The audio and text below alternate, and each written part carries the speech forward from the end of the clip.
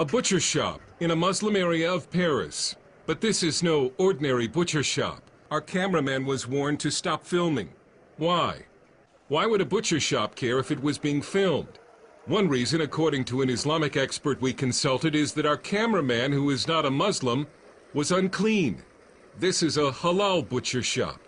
Muslim halal food is creeping into the food chain, not only in France, but worldwide, and in the United States. Halal is the Arabic term meaning legal or permissible. For meat to be halal, a Muslim must chant, "In the name of Allah, Allah is the greatest," before slitting the throat of a fully conscious animal with a knife and while facing in the direction of Mecca. The halal food market in France is estimated at $7 billion and has doubled in 5 years. France's second largest fast food chain, Quick, is now serving only halal menus in 22 of its restaurants, targeting France's large Muslim population. But Quick's halal burger stands in France are almost completely owned by the French government, which means the French government, whose constitution mandates strict secularism, is in the religious food business. Leading the fight against Quick's sale of halal food is Charles Aslangoul, a 21-year-old city councilman, college student, and president of the Republican Order. We respect all religions, but I want to maintain the wall between the French state and the religious, and between a state-owned company and a religious food product. This should not happen with public money. But Aslangoul says the media treated him like a fascist, and he was eventually charged with hate speech.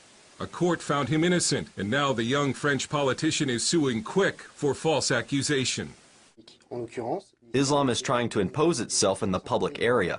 I'm not stigmatizing Islam, I am simply describing the situation when Islam's radical wing tries to impose itself over our Republican laws. A lot of people are probably wondering what's the big deal about halal food. But it's a very big deal to those French who are worried about the growing Islamization of their country. They see it as yet another example of France bowing to Islam. Alain Wagner is a French activist with the Alliance Against Sharia. Islam is introducing Sharia in our society. And so that's not clear for people. When you see halal food in shops and you say, oh, it's just a kind of food, no problem. No, it's a Sharia. And experts say some of the proceeds from halal food indirectly support Islamic terrorism. When a French consumer buys halal food, part of the price paid goes as a fee to halal Islamic experts, some of which are certified by the UOIF, the Union of Islamic Organizations in France, which the Simon Wiesenthal Center says has strong ties to the Muslim Brotherhood, a political organization that supports terrorism. When French journalist and author Alex Delval began investigating how the Muslim Brotherhood was attempting a mafia-style takeover of France's halal food industry, his life was threatened. 60%, nearly 60% of halal food in France is controlled by organizations belonging to the Muslim Brotherhood. It's why we must stop those people to control the shops, halal shop. It's the main financement of Muslim Brotherhood. Halal food is also spreading throughout Britain.